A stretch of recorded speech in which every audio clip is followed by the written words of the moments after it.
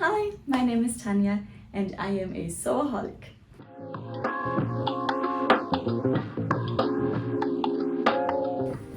So today you see me from a slightly different angle in my sewing room. This is where I am normally sitting and sewing and also filming my videos.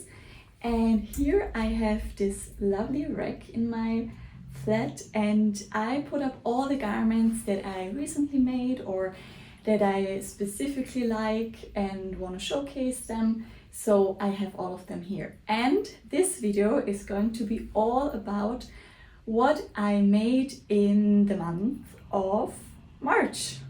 I had to think which month we're in, but yeah. Today, as I'm filming this, it is the 31st of March. And I have to say it was quite a successful month in terms of sewing for me. I made quite a few pieces and I have to say most of them I'm really into. I really like them. And yeah, I want to share them with you. And I have a few lovely and very colorful tulips behind me because it is spring and I am a very big fan of flowers, so they had to be part of my video. And first of all, what I'm wearing, I am wearing the Nina Lee Bakerloo blouse. It is, I think. No, it is not it is the Bloomsbury blouse. I think it's the Bloomsbury blouse, yes. But I will link everything in the description down below, and if it is not the Bloomsbury blouse, I will insert it on the screen somewhere. Okay, perfect. So I have made a list in my little book here, and I have written down all the details on my makes. So without further ado, let's start. Okay, let me reach for the first garment I made. And it is this one. It is the Monroe Turtleneck by Tessuti Fabrics, and I made it from a lovely organic cotton jersey, sorry, that I got from Selfmade. In my latest, sorry, the ambulance just went by and I'm pretty sure you could hear it. Yeah, I got this in my very first haul video that I did here on YouTube, and it is this green and white stripe, and I made the size XS and I slightly extended the turtleneck part. I made it a bit higher so I can really fold it over, because in the image, I think the pattern image, it is just like a stand-up collar, but I wanted to have a proper turtleneck I can fully turn over, and that fits me perfectly. And I have worn it, I think, twice. I have to say this is not my favorite make of the month, just because I don't really know why. The fit is perfect. I like it a bit oversized, so the boxy shape is pretty spot on for me, but maybe it's the stripes. I don't often wear stripes and I really have to get used to it, and I wasn't really sure how to style it. I think once I wore it with white jeans and once with like normal denim jeans, and yeah, it felt good, but it's not my favorite garment. And I will also try to insert pictures here of the garments when I'm wearing them, because I try to make pictures of them. Yeah, that was my first make. So on to my second make, and I talked about this in my plans for spring summer 2023 video, and it is the Freya trousers by Fiber Mode, and this pattern is from the issue, I have to check, it is from the issue that came out last year, at the end of last year, but it is the first issue of this year. I hope that makes sense. And I made the size 32. I added 8 centimeters to the length of the trousers because they looked a tiny bit cropped, not really cropped, but I like my wide-legged trousers to be very, very long, so that they nearly touch the floor when I'm wearing shoes. And that's why I decided to add a few centimeters. And the fabric is this cotton, no, not cotton, viscose velvet I got from Rainbow Fabrics a few months ago. And I like these, I like the look when I'm wearing them, but the problem is that the fabric is much more see-through than I expected it to be. So I'm not sure if you can see, but you can see when I'm wearing them, I practically have to wear something underneath, like tights, or I would like to have this kind of nude biker shorts that I can't find anywhere right now. Maybe I have to make them myself, but it's not something I would really enjoy making, I think. But if I would wear that underneath, it would be okay. But this way it's just too see-through for me to be comfortable in it, which is a bit sad because I thought that the fabric would be okay. And I have a very small waist, but I have quite wide hips in relation to my waist. So I am clearly a pear-shaped woman, and I love my hips, don't get me wrong, I love my waist, I love my hips. I think it's the only thing that makes my figure a bit more womanly, and I really appreciate that, but it makes it hard sometimes to make this kind of garments because there is not a lot of fabric or not a lot of give in the waistband, but I would need to, or clearly I have to get it over my hips. And with me making the size XS, I can barely get these over my hips. I can, but it's a bit of a struggle. And if I put on a bit of weight, I think I won't be able to fit in them anymore.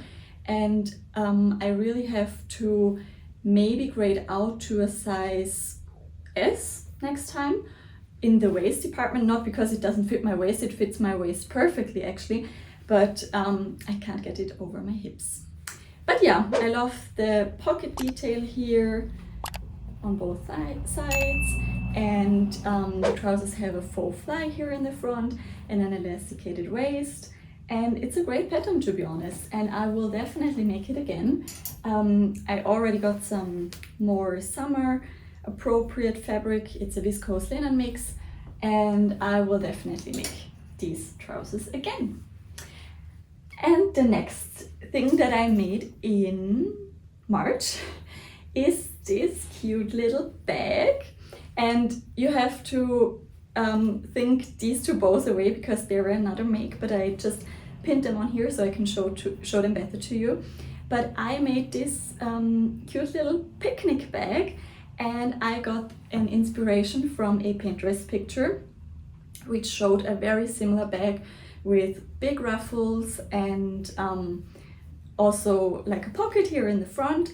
And as I'm in my embroidery phase right now, I decided to do a little hand embroidery here on the front, and I did some flowers, a little design, and I also made the pattern myself. I mean, it's only rectangles, so that's not that hard, but it is quite roomy, quite wide.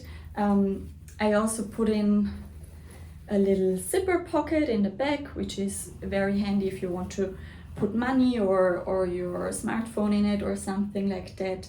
And yeah, if I put it on, it looks like this. I think it's very cute, and I hope to wear it, as I said, for picnics or just for a trip to the farmers market on the weekends. And I am pretty pleased with the embroidery in the front. And then the next two makes you can see on here, it's the Nina Lee hair bow pattern, which is free, and I had some leftovers from this fabric, so I decided to make a little hair bow. And then I really like this one, so I decided to make another one, which is made out of silk organza remnants I had lying around, and I made this one slightly smaller, but yeah, just slightly smaller. And in the back you can see they have this hair barrette thingy, which I got from Amazon. And I think they're the perfect cute accessory for spring and summer. And I definitely have to wear them more because at the moment it's raining and it got back to cold temperatures here in Austria. So I'm not really in the mood for that kind of accessory, but I think that will hopefully soon come back. Yeah, that's my third, fourth and fifth make. And then back to the jersey makes. This is probably one of my favorite pieces I made in March, and also the one that I have maybe worn the most already. I have worn it for a kind of job interview. It was not really, but kind of that. And it is also made from a organic cotton jersey I got from Selfmade, and I showed this to you in my very first fabric haul. And it is this very lovely like green with very big scale flowers on it, and I made the size XS, and I could have gone for the size S, and I will definitely do it next time because it is quite snug. It fits me fine, I think, but I wouldn't mind having a bit more room. And I went for the simple mock neck, which is my preferred finish for this one. And I think there is not a lot to say about it. Did I say that it is the Freya top from Talia and the Buttons? I'm not sure, but it is. And I have made this many times, and I love this pattern. It is one of my staple patterns, and I love this make. And then onto a make that I didn't plan at all. It just came to me one afternoon while sorting through my fabric stash, and I found some leftover cotton wool, I think this is. I also got at Selfmade, but a year ago approximately, and it has these horses on it. It's orange horses and a lilac background, but I think the colors will show off better if I have it right at the back here. And I made originally a Hazel dress from this, but I had quite a lot left, and so I decided to make something from it because it's the softest and lightest cotton fabric you can imagine, and I love it. I love the horses, I love the design and the color, and I could just about squeeze out a M76. I have to check, sorry. It is a M7969. That's the McCall's pattern everyone made last year. And I just cropped it. I made the size XS, and I just cropped it, and the ruffle is 19 centimeters in width on this one. And it's like a crop top. It fits like a crop top, or not really a crop top, but like a hip length top on me. I will also put pictures in, of course. And I have worn this a lot on the days it was a bit warmer here.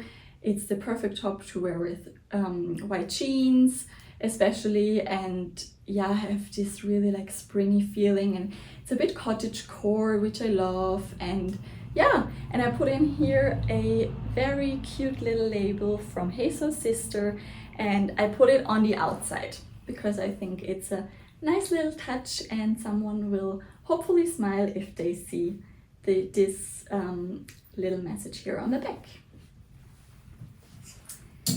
So on to the next make, and it is the Lova dress by Bala Studio. It was also part of my spring summer plans, and I again made the size XS, and I like it. I wore it twice. I really hope that I will be able to wear it lots during spring and summer. It's a very nice substantial viscose fabric, also from Selfmade. I seem to get all of my fabrics from Selfmade, which is not actually true, but I guess in this makes video it is. And I did quite a few adaptations to this pattern. I made the ruffle wider for about 2 centimeters, I think. I took out 10 centimeters of the bodice part because it was a very awkward length on me, and I wanted it to be a mini dress, and now with taking 10 centimeters out, it is a mini dress, of course.